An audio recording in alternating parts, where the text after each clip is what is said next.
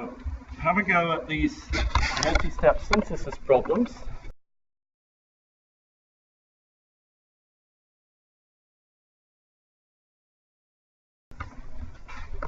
Take this one here. And remember what I told you. Start with the product. Figure out how you could make a ketone and also map the starting material onto the product. You can add some two carbon pieces if you want, but in this case you have a benzene ring plus 2 other carbons. And if you look, you've got in the product 2 benzene rings and 4 carbons. So guess what? You're going to use the starting material twice. And you have to figure out how. You have again 1, 2, 3, 4, 5, a 5 carbon chain with a 6 carbon branching off. Here you've got a 5 carbon chain with a 6 carbon branching off, and if you look over here you have the same thing, 1, 2, 3, 4, 5 with a 6 carbon branching off. So again, this is going to involve using the starting material twice. So I'm going to start by analyzing this product and saying I'm going to make this bond here because I can see that's one piece and that's another. So how many of you used, well, I appreciate that many of you probably still haven't got an answer written down, but how many of you used an alkyne coupling for it? None of you? How many of you used an enolate alkylation? Few of you, okay. Both methods are possible here. So I can either look at this and say, I want that. That's an enolate alkylation. So I'll go through that one first, since some of you had that. So the question now becomes, how would I make that, and how would I make that? Yes? So to make an enolate, I have to start by making the ketone that corresponds to the enolate. Yes?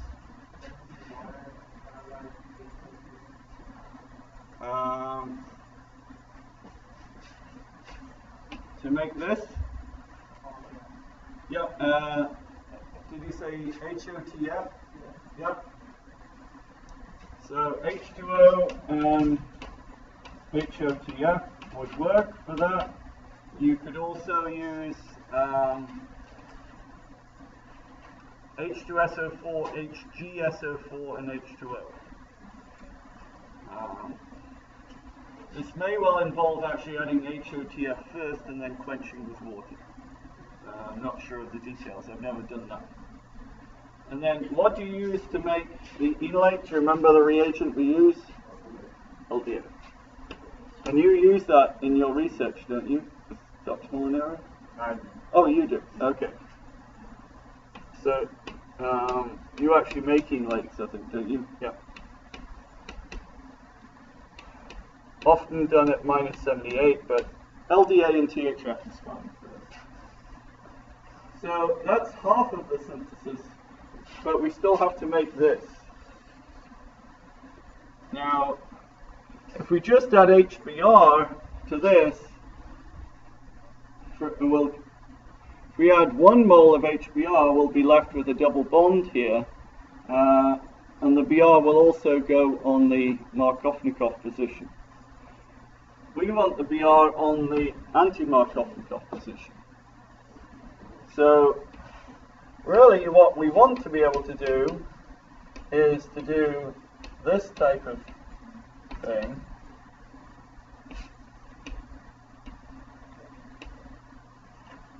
on the alkene. We don't have the alkene, we have the alkyne. But we just covered on the other board two ways of turning that alkyne into an alkene. How? H2 and Lindlar. That's the simplest one to run in the lab. So that would be my preference. Okay, so there's the synthesis complete now.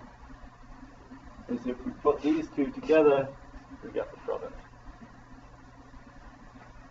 Okay, let me show you. Next up, I'll show you how to do the Alkyne method. The alkyne anion method, rather. So someone else, the alkyne method, someone else might look at this and say, couldn't we start with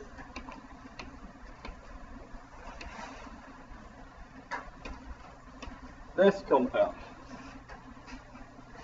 and do HOTF and H2O on that?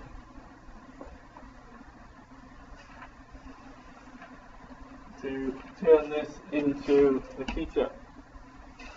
Now, normally with an internal alkyne that fails, but because you have a benzene ring here, you can do that because the Markovnikov position is defined as the one next to the benzene ring. As if you start forming a carbocation there, it gets resonance stabilization. Alright, you can work that out later if you want. That's a common situation. So you can think of being next to an alkyl group as like Markovnikov, the Markovnikov side, but if it's next to a phenyl group, it's like a super Markovnikov side. Alright? So with an alkyne, this group, this side is going to get the oxygen. Alright, once you've spotted that, this becomes a case of we still want to make this same bond, but this time we're making it not via enolate alkylation, but from the alkyne salt plus this. Now this is just NaNH2 and NH3, or LDA and THF,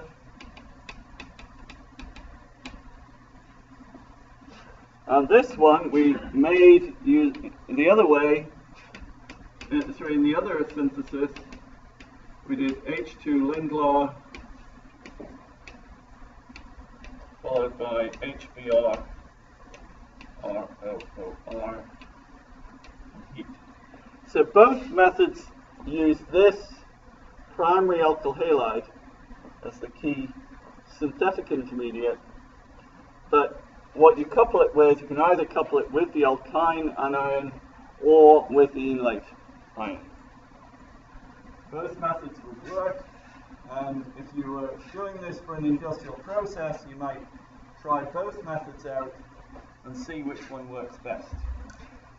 Because usually in practice with organic synthesis, you'll find there's some practical problem associated with one method or another. You know, one doesn't filter very well, or one tends to char and decompose, things like that. So, well, thankfully on a test, you could put either one and you'd get 4 points. So this way round, you have the primary alkyl halide reacting with the alkoxide from a tertiary alcohol in the Williamson ether synthesis. If you just switch these around, and several of you had that for your answer, where you had the O- on here and the Br on here, the problem with that is you're now trying to do an SN2 type process on a tertiary alkyl halide. And what will tend to happen is you may get side reactions, and you would tend to get some alkene formation of it going back to this. So the better way around is this. And so then you've got to figure out, how do I make that? Well, that should be pretty familiar from the other one. That's HBr, ROORE. And then the other one, we need to make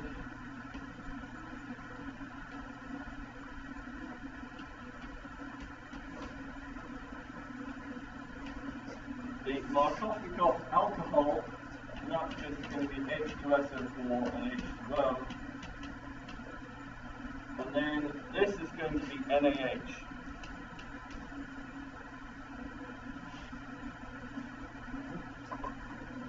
To get the alcohol size. Alright? Did some of you get that? Okay, let me show you the alternative route. The alternative is a little less obvious, especially as I emphasize the Williamson ether synthesis a lot. But as well as adding H2O to an alkene, we can add other things in the presence of mercury acid, say, which is what Ricky was asking about earlier. Other nucleophiles, like ROH. Now this is ROH. We could make an ether that way. But it follows Markovnikov's rule, so we'd have to add this piece as the alcohol to this piece as an alkyne, as an alkene. Take that, and just, that's the same thing, just turned upside down. And what we have to do is, we want to put an oxygen on this position here. So that's BH3, BHF, followed by NaOH. And that gives us the anti-Markovnikov alcohol. Now if we put those together with HgOAc twice, then NaBH4, that will give us the product. Now one person was asking me earlier, what if you took this alcohol and this alkene and you mixed them in the presence of acid? You probably would get some of this product. It wouldn't be the best yield, but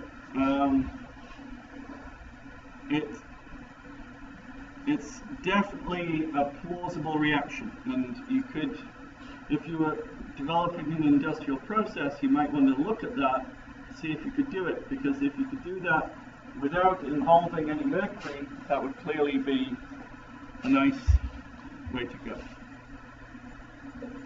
But I'm not sure how good the yield would be. If it was clear that you really understood what you were doing there, I might give you full points for that on the synthesis. But either of these methods I've shown would give you full points. Okay, are there any questions then? Yes?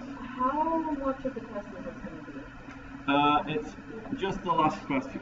Okay, Just, well, no, it is and it isn't. These short questions, there's going to be a bunch of these. Some of them are predict the product, some of them are give the reagent.